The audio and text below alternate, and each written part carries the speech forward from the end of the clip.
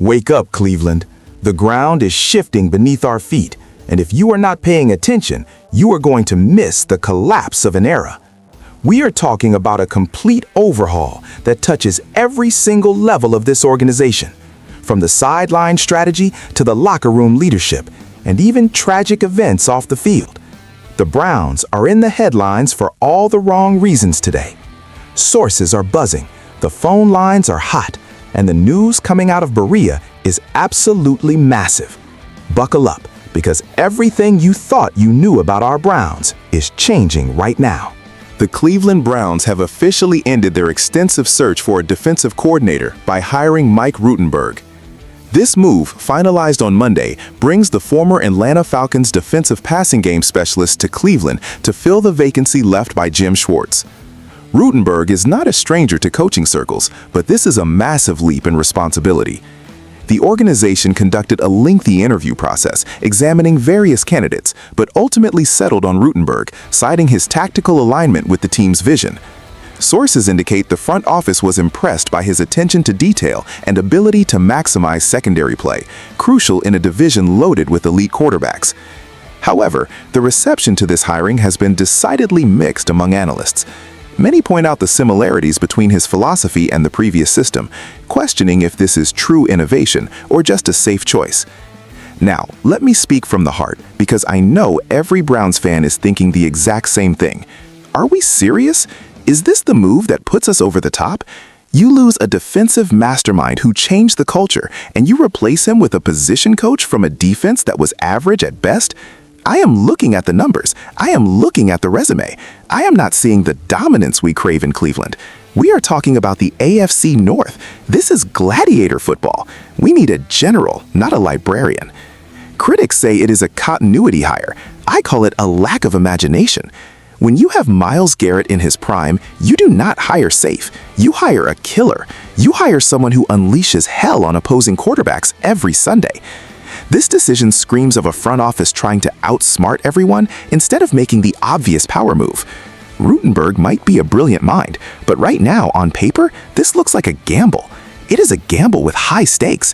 If the defense regresses, if we start giving up 30 points a game, fingers will point directly at the people who made this decision. The pressure on Rutenberg is astronomical from day one.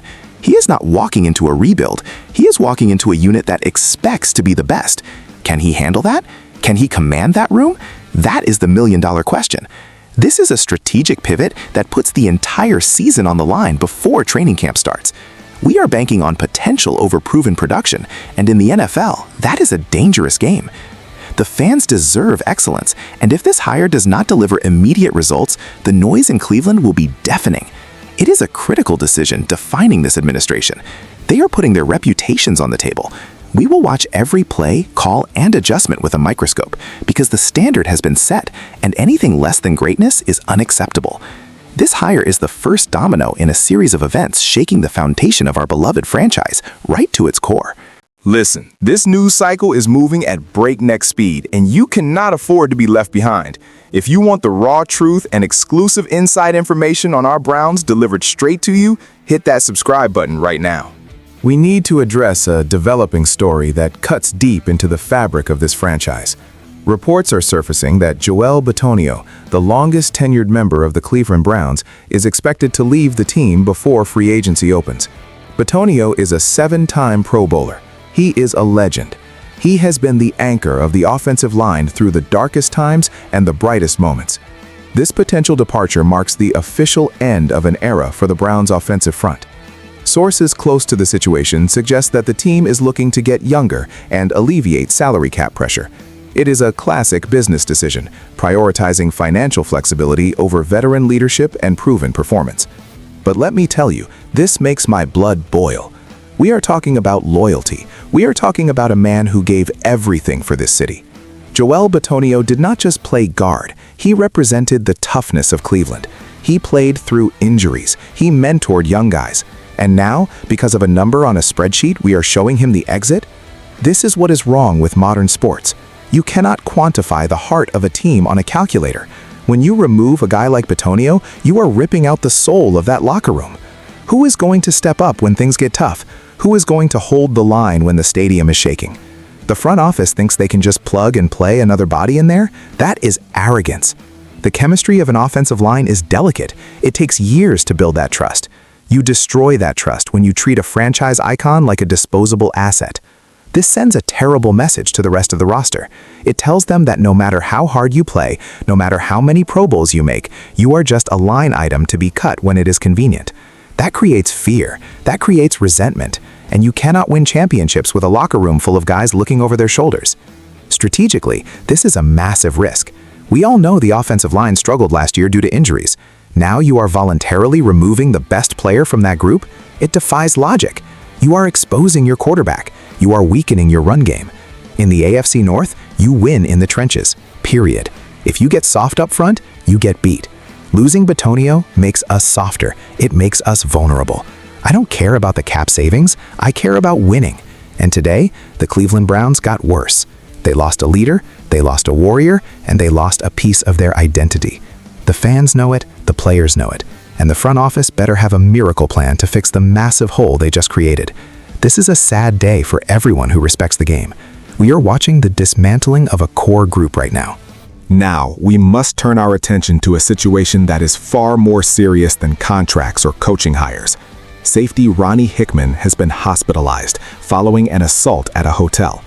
The Cleveland Browns have issued a formal statement acknowledging the incident and expressing their full support for Hickman and his family. The details are still coming to light, but we know that he suffered injuries significant enough to require medical care. This is a jarring and frightening development that puts football into perspective immediately. The team is cooperating with authorities as the investigation continues, but the primary focus right now is on the health and recovery of the young player. This is a nightmare scenario. Forget the depth chart for a second. We are talking about a human being who was attacked. A young man who should be preparing for the prime of his career is now lying in a hospital bed. It makes you sick to your stomach. The violence in our society does not care if you are an NFL player. It can touch anyone, anywhere. And the ripple effect of this on the team is going to be profound. Imagine being his teammate. You are worried about your friend. You are shocked. You are angry. How do you focus on film study when your brother is in the hospital? This adds a heavy emotional weight to an offseason that is already filled with turmoil. The psychological impact on the locker room cannot be ignored. These guys are a family. When one of them is hurt, they all feel it. The coaches now have a massive challenge. They have to support Ronnie, they have to comfort the team, and somehow they have to keep the train moving. That is an almost impossible task. It tests the leadership of Kevin Stefanski in a way that X's and O's never will. We need answers. We need to know who did this, and we need justice for Ronnie Hickman. But right now, the uncertainty is a dark cloud hanging over Berea. It is a distraction, yes, but it is also a tragedy. It reminds us how fragile life is. One minute you are a professional athlete living the dream, and the next minute you are fighting to recover from a senseless act of violence. The organization is doing the right thing by rallying around him, but this shakes the foundation. It creates anxiety. It makes everyone feel unsafe. As we look at the big picture, the cumulative effect of these stories is overwhelming.